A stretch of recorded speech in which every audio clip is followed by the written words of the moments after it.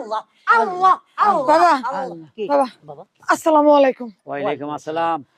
বাবা এনো যে এত কামেল মাজার হইছে এটা তো আগে থেকে জানতাম এটা না আমি বাবা। স্বপ্নে দেখছি, এখানে বীর আউলিয়া আছে।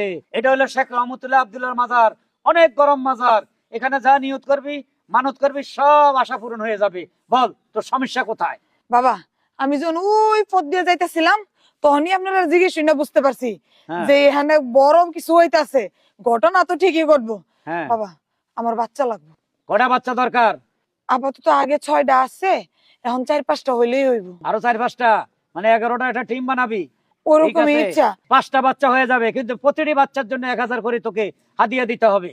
বাবা আমি তো গরিব মানুষ, 1000 টাকা করে দিতে পারম না।